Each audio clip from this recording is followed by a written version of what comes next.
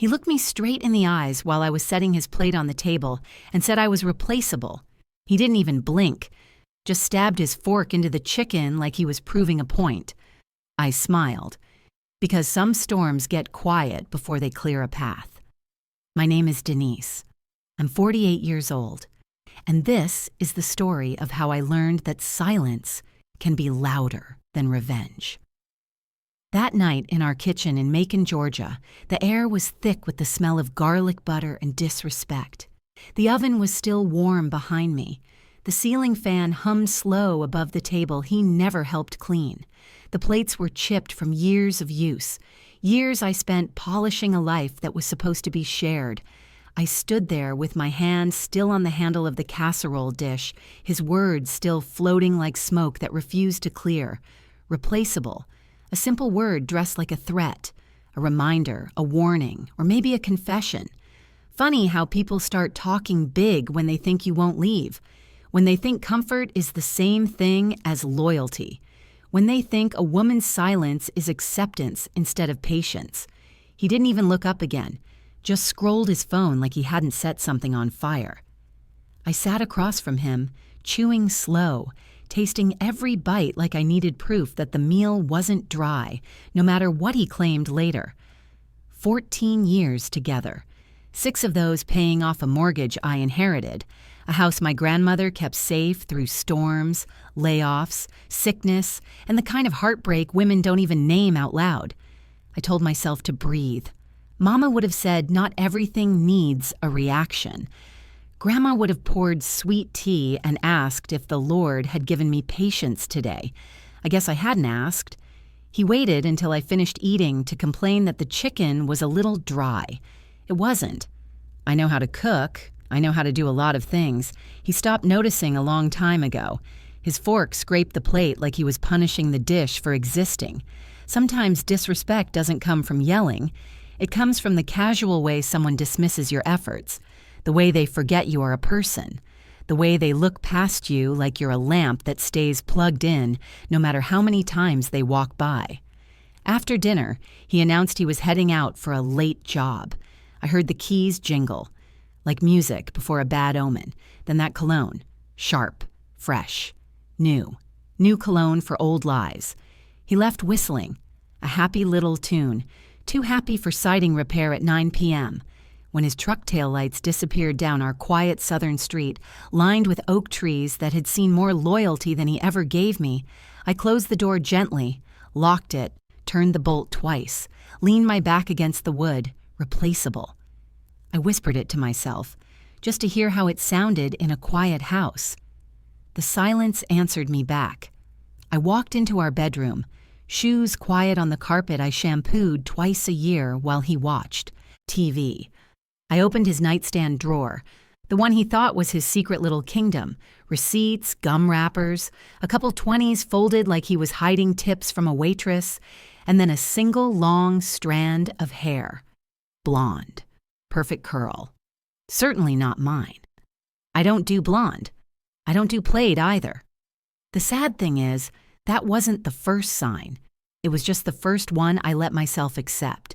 The overtime hours that never matched the paycheck, the phone-died texts that didn't match the battery life, the sudden gym membership when he never liked sweating. The phone flipped face down every time something lit up the screen. My hands shook, but not from heartbreak. Heartbreak requires hope first. I hadn't had hope in this marriage for a long time. I opened the closet we shared, my side organized by seasons, his side a mess of wrinkled shirts and promises he never kept. I reached for the shoebox on the top shelf, the one hidden behind his bowling shoes. I pulled it down like I'd rehearsed this moment 100 times. Inside was my grandmother's deed. Crisp and old, typed ink, red courthouse stamp, faded but undeniable. A house passed down through women who refused to let their lives be determined by the men who tried.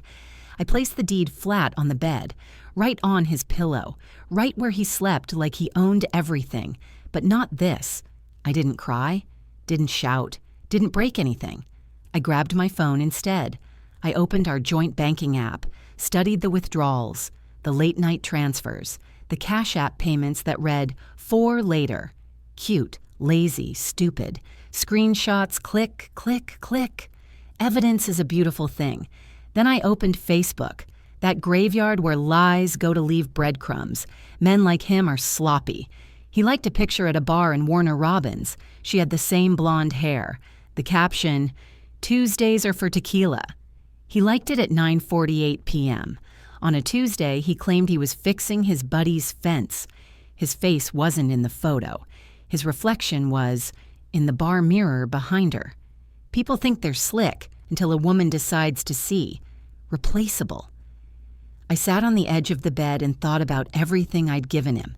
The birthday surprises, the late-night pep talks, the bills I paid when work slowed down for him, the time he cried into my chest after his father's funeral and I held him like he was my own pain. But when my father passed, he asked if I could handle the arrangements while he worked a shift. Grief doesn't forget. There was the day I had a migraine so heavy it felt like the world was pressing down on my temples. I asked if he could pick up dinner. He looked annoyed, told me I was too emotional. That phrase? It sliced deeper than betrayal. I turned off the lamp and lay still in the dark. His side of the bed stayed empty for hours. When his truck finally rumbled back up the driveway, it was almost 2 a.m. He came in smelling like cheap perfume and the thrill of getting away with something. He fell asleep fast, snoring like a broken engine, oblivious to the storm he built with his own hands.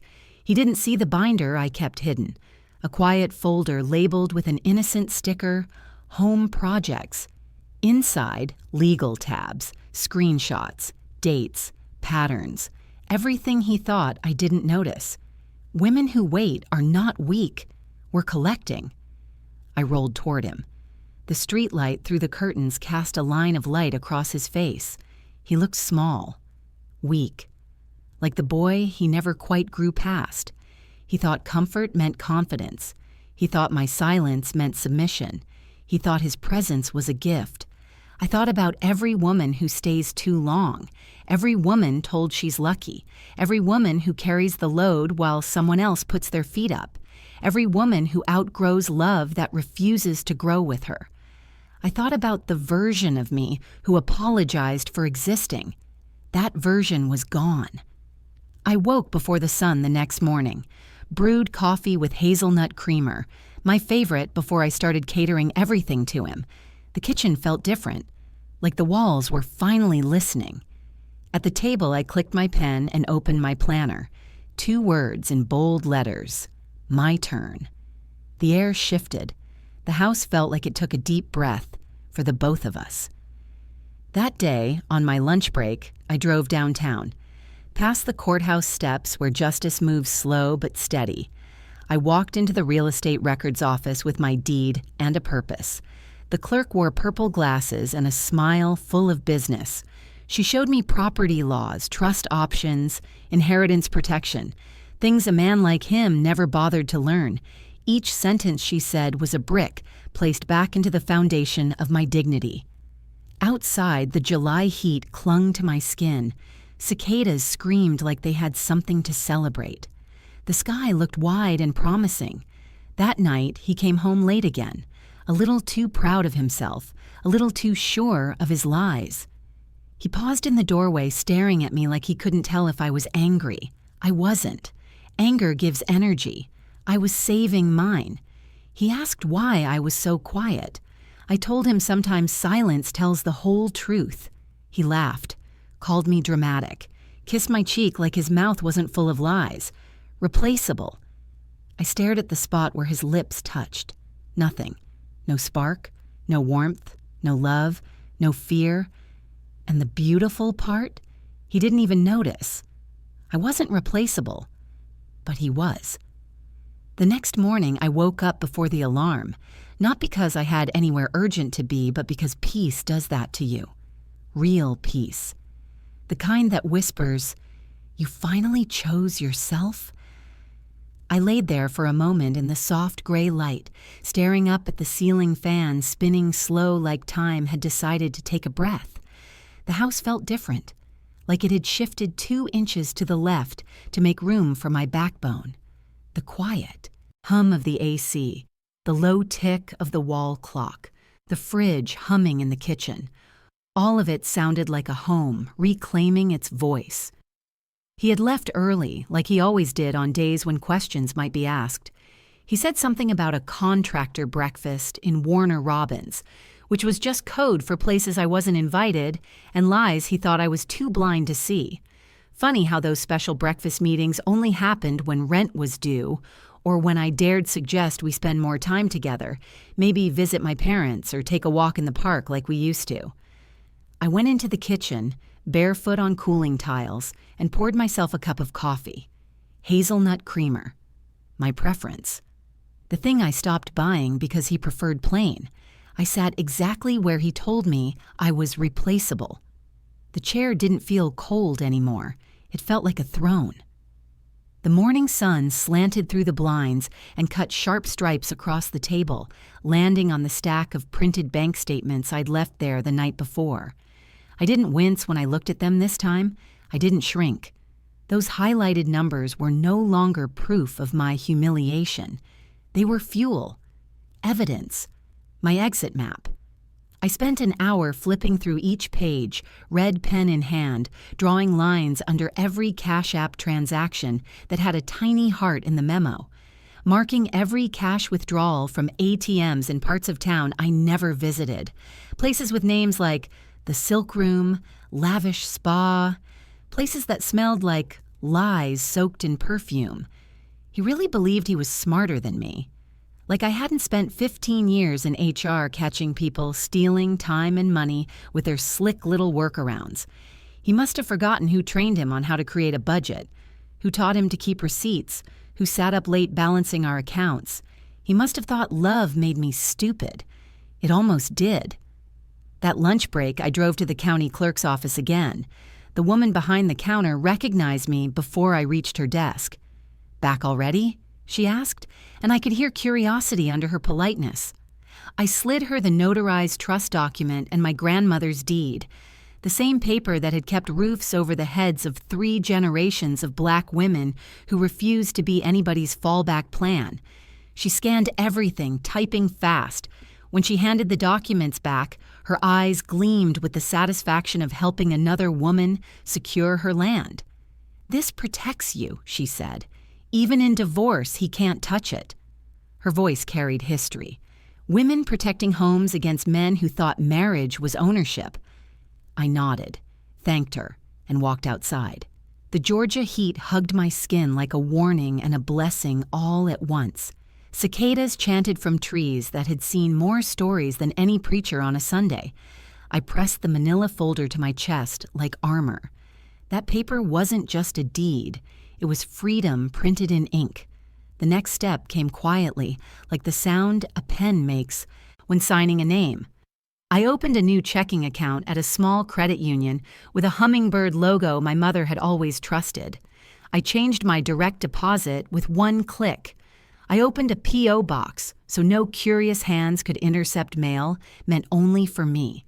Then I updated every password. I added 2-factor authentication, not because he checked my phone, but because one day he might.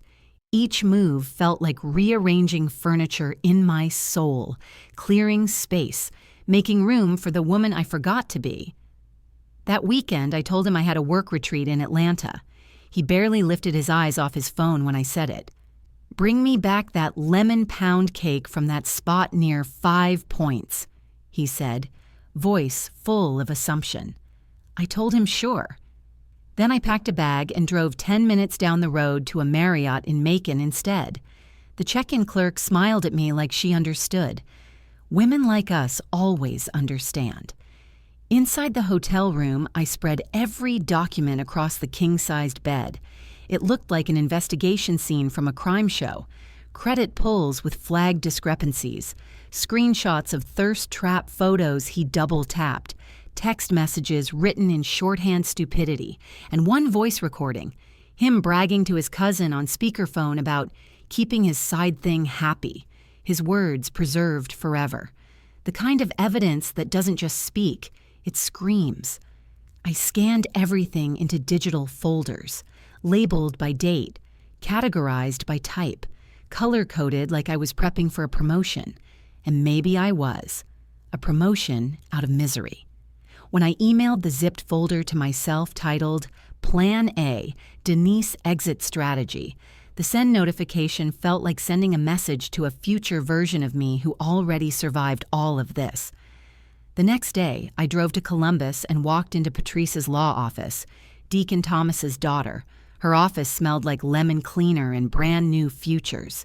She sifted through my folder and looked up with the kind of respect women rarely receive from people they once helped build. "This is airtight," she said.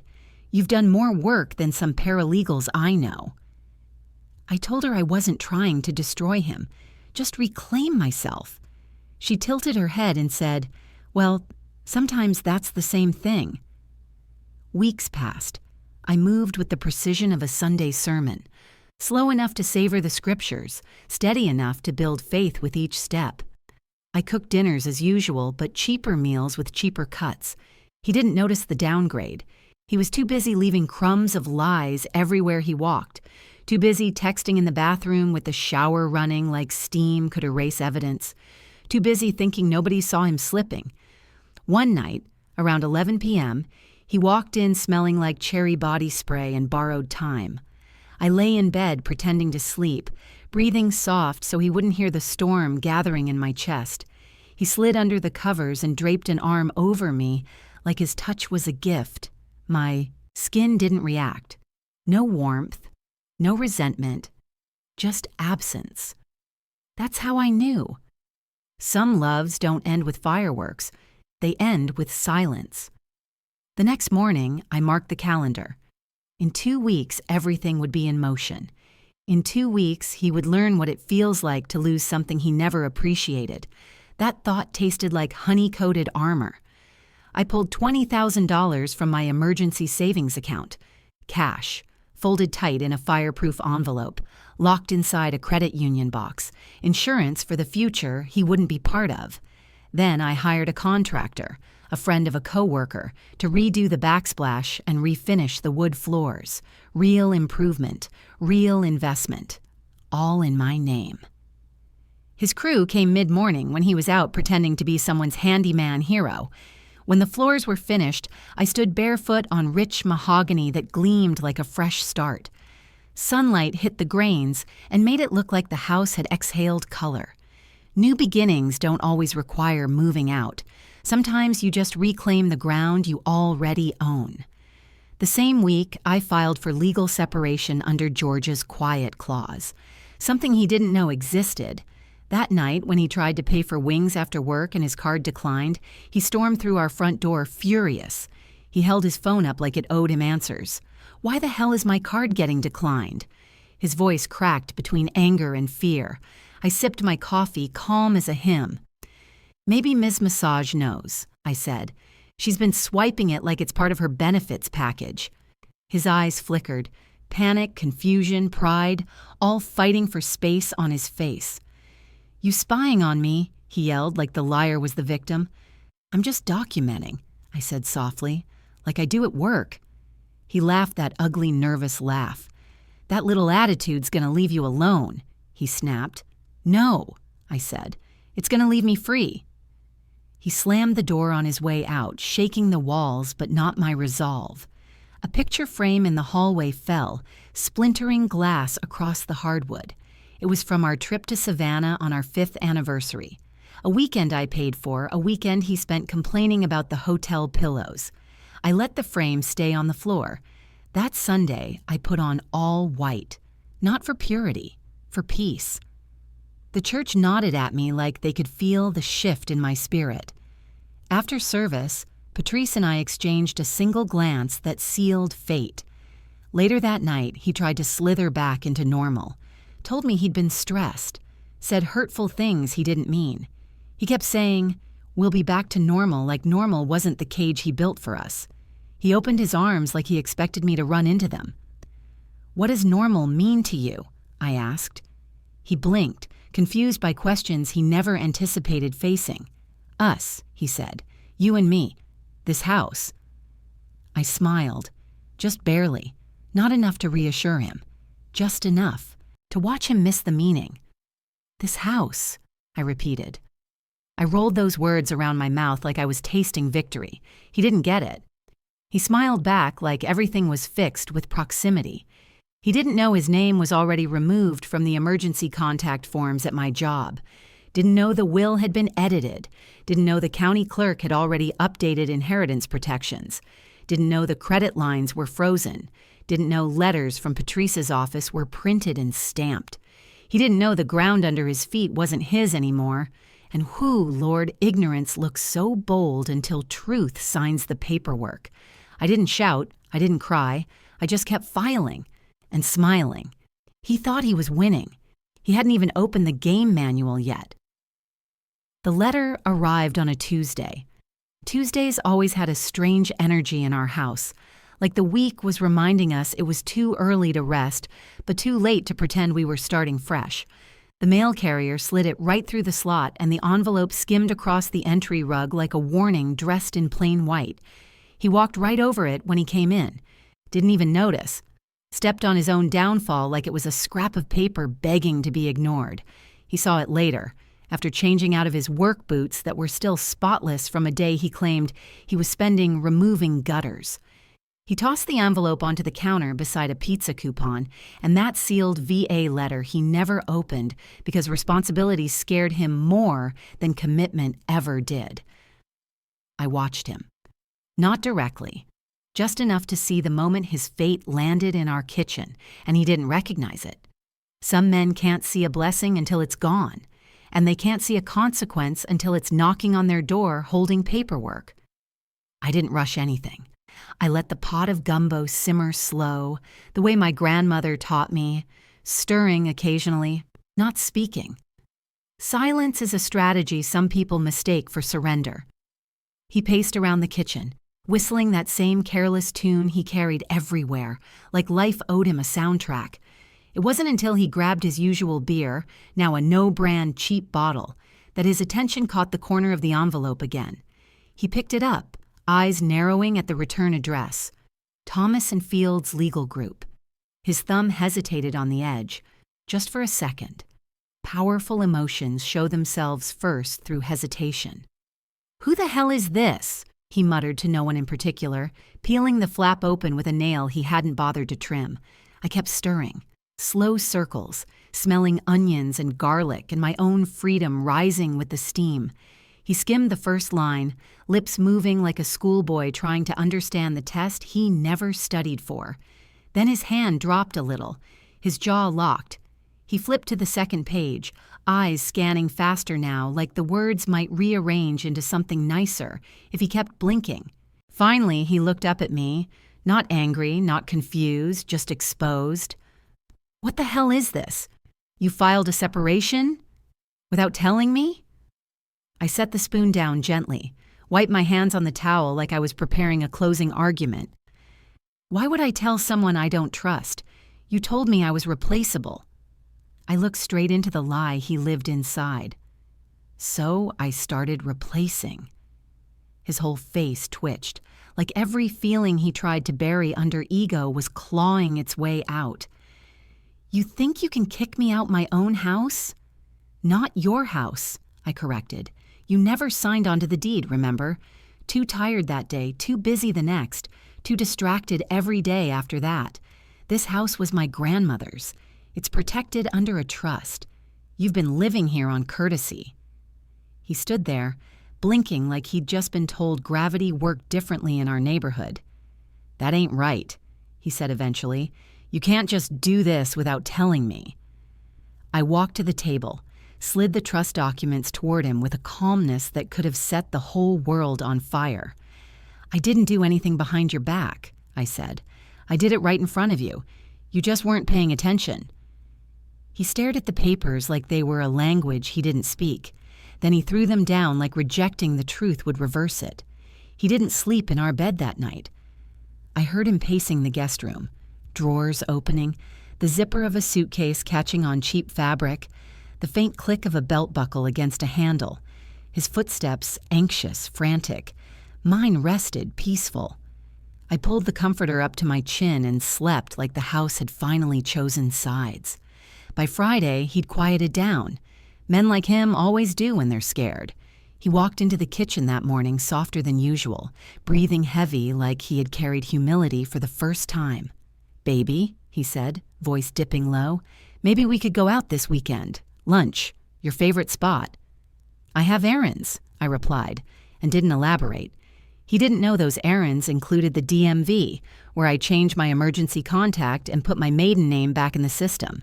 Felt like reclaiming a surname and a spine at the same time. Saturday, I watched him pretend everything was normal, like he wasn't living on borrowed time and grace he no longer deserved. I waited until Monday to call the locksmith. The gentleman came while sun rays stretched across the living room floor. By noon, every lock had been changed, every key accounted for. My hands didn't shake once. That night, he came storming up the walkway, turning his key in the lock that no longer answered to him. His confusion was loud enough to vibrate the handle. He knocked. Hard. The door rattled like a drum. I opened it just enough to see his face, not enough to let him cross the threshold. "Locks were old," I said. "Needed replacing." "You changed the locks." "On me." His voice cracked on the last word. Fear. That's what it was. "You don't live here anymore," I said. "Georgia law says once separation's filed and you not on the deed, you got no residency rights."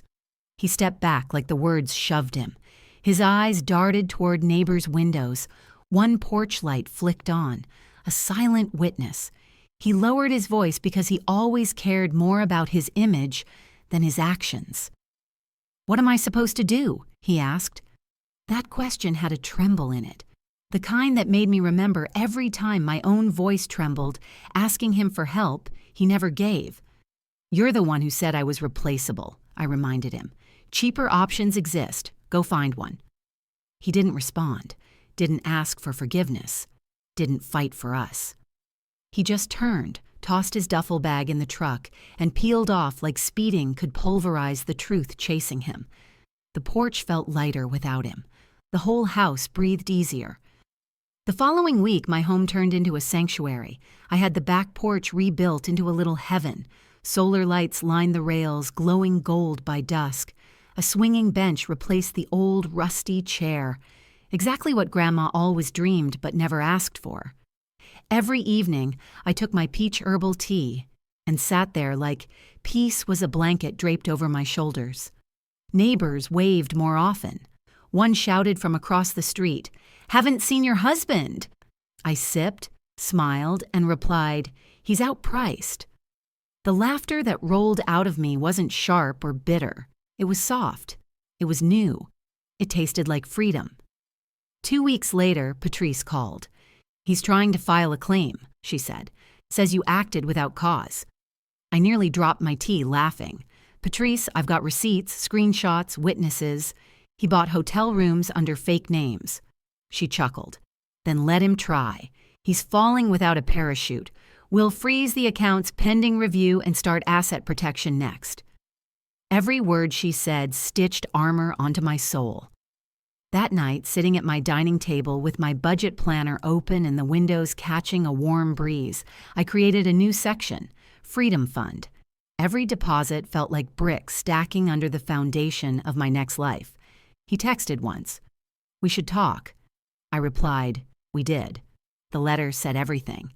And that was enough. Sunday, at church, I walked in wearing emerald green that hugged my shoulders like pride. My twist out was fresh and full. I sat with the deacon's wife and joined the choir's warm-up just because it felt good to hear my own voice rise without being shushed. People smiled at me differently, like they finally saw the woman I had been hiding behind compromise. Nights didn't scare me anymore. I slept with the window open so the breeze could come in uninvited, because now the only thing I was afraid of was ever shrinking myself again. One morning, while retrieving the mail, I saw his familiar truck crawl down the block like a wounded animal looking for something it lost. He slowed near the house but didn't stop. A woman sat beside him, hair bleached cheap, face tired like regret. She looked bored. He looked empty. I raised my hand and waved, but not at him, at the wind. Let it carry the message. I turned back inside and found a new letter in my mailbox, another notice from his lawyer requesting mediation. It was there in bold letters, trying to hold power it would never get back. I scanned it once, folded it in half, slipped it into the back of my binder. He was still fighting a battle he already lost. I wasn't chasing revenge anymore. I wasn't chasing validation. I wasn't chasing him. I was building something new, something steady, something mine. And every brick, every document, every breath in this house was proof. I didn't just survive him. I outgrew him. By the time the court date came around, he was already unraveling at the seams. The suit he wore looked like something borrowed from a cousin who didn't quite know his measurements. Shoulders drooping, sleeves too long, and a cheap cologne hanging around him so thick it could choke you before the truth ever got the chance. He walked into that Macon County courthouse with a swagger he no longer earned, adjusting a tie he barely remembered how to knot, trying to convince the world that he still had control over something, anything. Even as the ground under him shifted with every step. He paused at the doorway like the world owed him applause. But the courthouse didn't care who he used to be in his own mind. Charm couldn't erase numbers. Confidence couldn't rewrite documents. And ego couldn't talk over evidence. Today, he wasn't a man of tricks. He was a man of consequences. I sat 2 rows ahead of him, my hands calm on a neatly organized folder that weighed more than it looked. Not in pounds, in proof. 14 years of devotion converted into paper.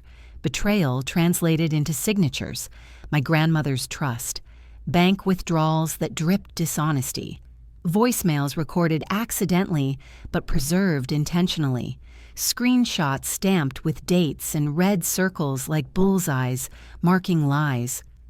In the front pocket, printed in high-resolution clarity, was the transcript of the voicemail he left his friend.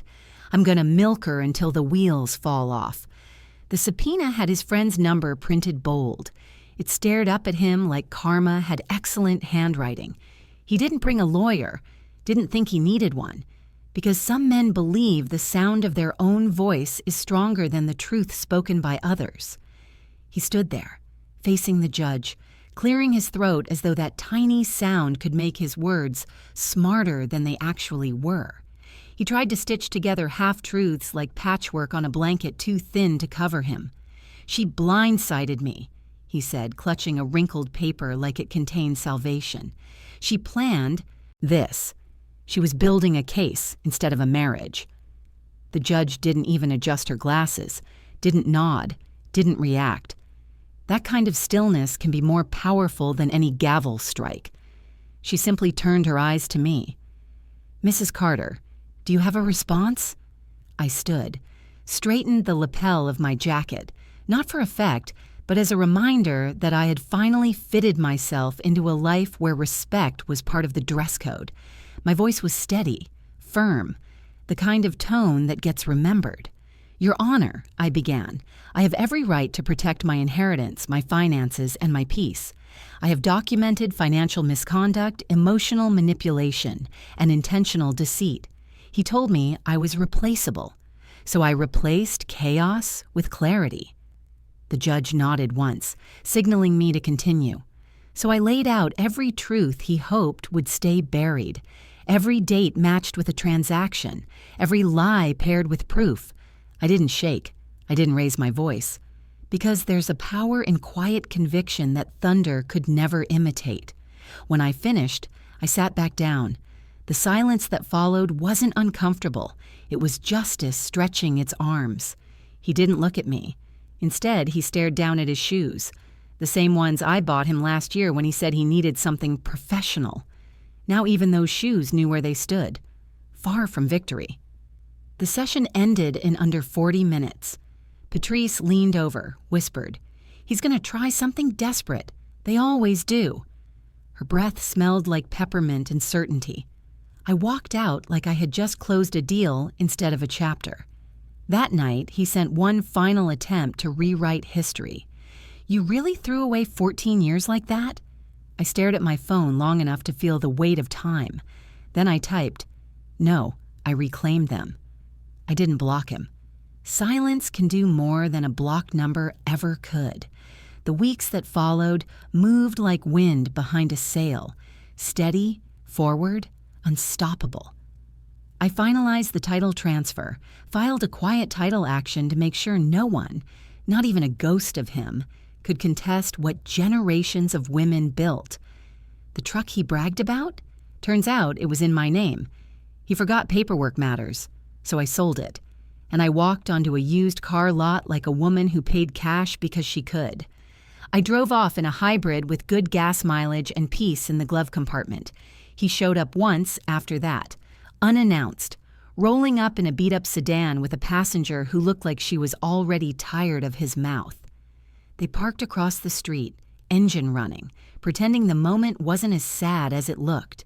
He stared at my porch, the one where he never wanted to fix loose screws, the one he now missed like breath.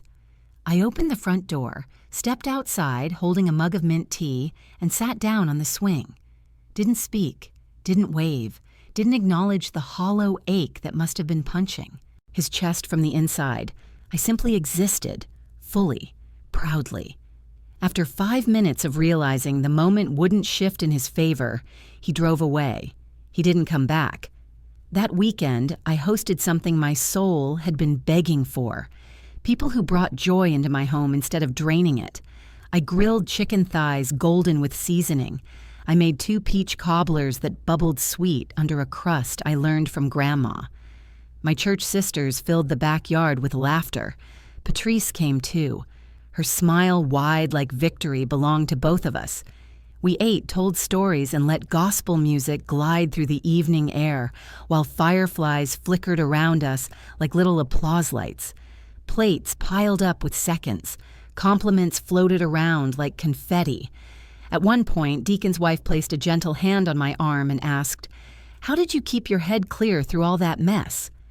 I looked up at the sky painted pink and orange with sunset and said, "I learned to make peace louder than pain." The shock was how true it felt leaving my lips. Later, when everyone left, I gathered plates, rinsed cookware, and let the last dish sit in warm, sudsy water like it deserved a moment of rest, too. I wiped the counters, then stepped out to the porch one more time. The cicadas were already singing their high song, filling the night with a reminder that every day ends somehow, no matter how heavy. I turned off the porch light and locked the door with slow confidence, not out of fear, but out of honor for the sanctuary inside. That lock turned protection into ritual. Days rolled forward. Word rolled farther. He was back sleeping on his cousin's couch. The blonde had disappeared after realizing charm without resources is just noise. Folks said he was blaming everyone but himself. His Facebook status flipped from married to it's complicated, a half-truth in a place where truth rarely shows up. I didn't laugh, didn't hate, didn't celebrate his downfall. I simply closed the app and opened Zillow, not to escape, but to expand possibilities. Maybe turn that back room into a rental, maybe build a deck, maybe plant a garden. Every choice was a seed with a future. I bought a brand new bed frame made of solid oak, the kind that doesn't creak under doubt. Hung linen curtains thick enough to block out all yesterday's shadows. Placed lavender in each drawer like a quiet blessing. I even bought a Bible with a leather cover and pages that felt strong under my fingertips. One afternoon, I crossed paths with his sister in the grocery store. She looked at me the way some people look at miracles they didn't expect. "Girl, you look lighter," she said softly. "I am," I answered. She leaned closer. "He thought you'd take him back, you know." I paused just long enough to savor the lesson. I don't do repeat mistakes. She nodded like she admired people who grow. That Friday, I signed up at the community center. They needed volunteers to teach financial literacy, to help women understand mortgages, budgets, contracts, the language of protection. I circled all 3 classes, because if experience taught me anything, it's that women shouldn't learn survival the hard way. Sometimes revenge isn't a fire that burns down a house. Sometimes it's a ripple that builds one. Fall arrived like a color parade. Gold leaves piled under the crepe myrtles, burnt orange collecting near the walkway, deep red swirling around like love letters from the earth. I grabbed my rake and got to work. Bagging leaves felt like burying old versions of myself. Bald spots in the flower beds got fresh mulch, roots got air, soil got care. I stepped back, breathed in the scent of clean earth and renewal. The yard looked different. Not like a battlefield, like a beginning. It looked like someone who had survived something. It looked like me. The following Thanksgiving, the house smelled like sage, brown sugar, butter, and quiet. The kind of quiet that doesn't ache, the kind that feels like a quilt pulled warm over your shoulders. I had been up since 7 a.m., moving around my kitchen at a slow, careful pace. Sweet potatoes boiling, dressing baking, turkey resting under a foil tent like a guest of honor. I'd open the windows just a crack so the cool Georgia air could mix with the rich smell of home cooking, the air of a new life. I wore my favorite robe, the deep green one with the gold trim that made me feel like royalty, even when I was cooking with my hair still wrapped. My nails were painted a glossy mahogany, matching the floors I refinished with freedom, not obligation. The house had a glow to it. Candles burning low, sunlight streaming in soft through fresh linen curtains, and the warmth of peace settling into the corners. The guest list was small. On purpose, Patrice and her mother, Celeste from choir, the one with a laugh that could heal wounds, Ms. Arlene from next door, proud and relieved now that her son was back home and staying sober, and 2 kids from our youth program whose aunt had to work a double shift. They sat at the end of the table, shy at first, but slowly unfolding like flowers to light. The folding chairs didn't match. The plates were chipped and mismatched porcelain, the ones handed down through my family like heirlooms of survival. The tablecloth had a stain from last year, gravy that refused to be forgotten. It didn't have to be perfect. It just had to be real, and it was more than that. It was ours. I clinked my fork against my glass and stood. My voice didn't shake. It hadn't in a long while. I know this year hasn't been easy, I said. Some of us had to release things we loved. Some of us had to walk away from people who didn't know how to handle the gift of us. Some of us grieved versions of ourselves we thought would last forever. But sometimes, subtraction ain't loss. Sometimes it's protection. And this home, this meal, this moment, this is what it looks like when God delivers you through the fire, not from it. They said amen like a soft chorus, and then we ate. We passed plates and stories.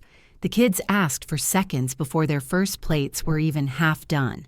Frankie, Beverly, and Maze hummed from my speaker, and before dessert we were all humming too, moving side to side like the music lived inside our ribs. It didn't matter that the chairs creaked or the table wasn't big enough. It mattered that joy had come back home to me. After everyone left, I cleaned the kitchen slow, wiping each surface like I was blessing it. I turned off every light except the candle on the window ledge, one small flame flickering against the glass. A reminder, a promise, evidence that even the tiniest light can change a room. I wrapped myself in a throw blanket and stepped outside with the last slice of sweet potato pie balanced in my hand. The night air kissed my skin cool and gentle. Crickets and cicadas traded verses like nature's own choir. I looked up, stars scattered like pearls across a black velvet sky. Then I saw it, his truck, parked just beyond the streetlight. Not close, not far, just hovering, like a thought someone didn't want to admit they were still thinking. The engine was on, headlights dim, sitting there like a ghost of a life already buried. He didn't get out. He didn't wave. He didn't dare. He just watched. Maybe he was remembering the woman who used to wait up for him, the woman who used to shrink herself so he could feel tall, the woman who made herself small so he could stretch his ego wide. but that woman was gone. He rolled forward slowly, easing past like regret had hands on the wheel. The truck turned the corner and disappeared into a silence that didn't follow me inside anymore. I closed the door. Didn't lock it right away. Didn't need to. The house wasn't empty. It was full of me. Full of the life I fought for in quiet. Full of peace I paid for with patience. Full of prayers Grandma whispered into walls long before I knew why. Real revenge isn't loud. It isn't throwing clothes on the lawn or breaking car windows under the moonlight. Real revenge is when you no longer flinch at the thought of someone who once held your heart carelessly. When their memory doesn't make your heartbeat stumble. Real revenge is grocery shopping alone without feeling lonely. It is walking into the bank and knowing the only name on your accounts is your own. It is dancing barefoot in a kitchen lit by nothing but the flicker of your own joy. It is when the person who underestimated you has to drive past your house slowly to witness peace that used to belong to them. He told me I was replaceable. I told him he was cheaper, and I meant it. Because all it cost me was paperwork, patience, and a silence that cut sharper than any goodbye ever could. I didn't lose a thing. What I dropped was dead. Weight. What I walked away from was a burden disguised as partnership. What I gained was everything I should have had all along. Respect, rest, room to breathe. Later, I washed my face, tied my scarf tight, and crawled into bed. A bed that felt wider now, softer now, mine now. I stretched out like someone claiming land in my own house. Under the roof, my grandmother prayed under every night of her long, remarkable life. On the wall above my desk sits the deed, framed. Next to it, a small gold plaque I ordered custom just for me. It says, "Inheritance secured." Not just the house, not just the bank account, not just the last name restored. My peace, my freedom, my story. Some nights I still think about the girl I was. The one who tried too hard, gave too much, waited too long. I thank her for surviving long enough for me to grow up and save her, because she deserved better, and she finally got it. If you like this story, please like this video, subscribe to the channel, and share your thoughts in the comments.